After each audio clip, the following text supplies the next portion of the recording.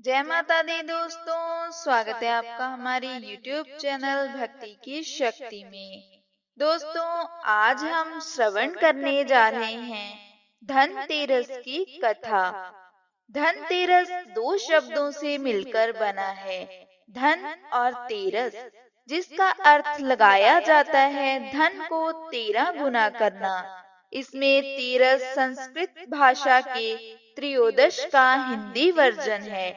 कार्तिक कृष्ण पक्ष की त्रयोदशी तारीख के दिन इस त्योहार को मनाया जाता है। भक्त माँ लक्ष्मी, यम, धनवंतरी और कुबेर देवता की पूजा से उनकी कृपा हासिल करते हैं।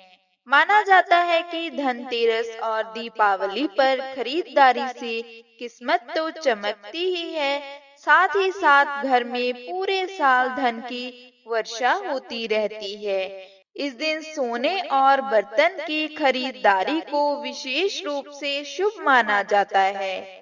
धनतेरस का दिन विशेष है और इसका हर पल शुभ है। यहाँ तक पूजा पाठ की बात है तो यह त्योहार माँ लक्ष्मी और धन के देवता कुबेर को समर्पित है। सोने और बर्तन की खरीदारी को शुभ और समृद्धि से जोड़कर देखा जाता है। कार्तिक कृष्ण पक्ष के त्रयोदशी तारीख के दिन इस त्योहार को मनाया जाता है। इस दिन भक्त यमराज, धन के स्वामी भगवान कुबेर, आयुर्वेद के प्रणेता भगवान धनवंतरी और माँ लक्ष्मी की पूजा पूरे विधि विधान से करते हैं। भगवान धनवंतरी का जन्म भी इस दिन होने के कारण धनतेरस को धनवंतरी जयंती के रूप में भी मनाया जाता है। भारतीय संस्कृति की बात करें तो यहाँ त्योहारों में पौराणिक कथाओं का विशेष महत्व है। धनतेरस भी ऐसा ही त्योहार है। दीपावली से ठीक 2 दिन पहले मनाए जाने वाले इस त्योहार का संबंध माँ लक्ष्मी से है। इसके अगले दिन छोटी दीपावली और फिर दीपावली को देश में धूमधाम से मनाया जाता है। पौराणिक कथाओं में माँ लक्ष्मी को धन और संपदा की देवी कहा गया है। कहते हैं कि उनकी कृपा जिन पर हो जाती है उन्हें इस संसार की सभी खुशियाँ प्राप्त होती हैं। तभी तो भक्त धूमधाम से माँ की पूजा अर्चना करते हैं। कहा जाता है कि धनतेरस के दिन आप जो कुछ खरीदते हैं वह आपके जीवन में शुभ बनकर आता है। कहते हैं इस दिन पूजा पाठ और खरीदारी से स्थायी रूप से धन का वास हो जाता है।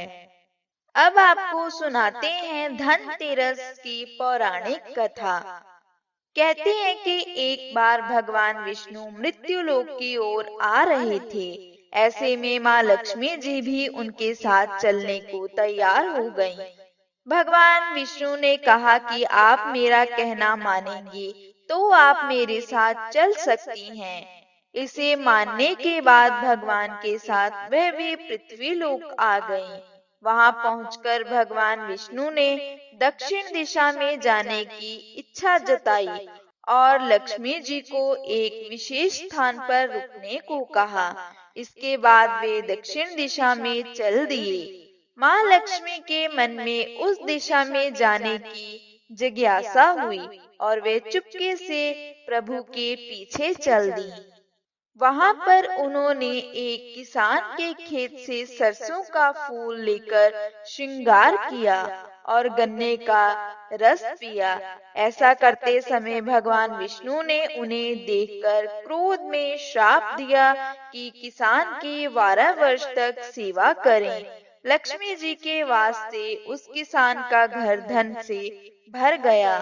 12 साल बाद जब प्रभु उन्हें लेने आए तो किसान ने उन्हें जाने देने से मना कर दिया। तब माता लक्ष्मी ने उस किसान से कहा कि तेरस के दिन घर को अच्छे से साफ करके रात में घी का दीपक जलाओ। एक तांबे के कलश में रुपए और पैसे भरकर शाम को मेरी पूजा करो। ऐसा करने पर मैं साल भर तुम्हारे साथ रहूंगी। किसान ने ठीक वैसा ही किया। ऐसा करने पर किसान के घर माँ के आशीर्वाद से धन की वृद्धि हुई। ऐसी मान्यता है कि तब से तेरस के दिन धन की देवी की पूजा की परंपरा शुरू हुई और आज भी माँ लक्ष्मी की कृपा प्राप्त करने के लिए धनतेरस का त्योहार मनाया जाता है।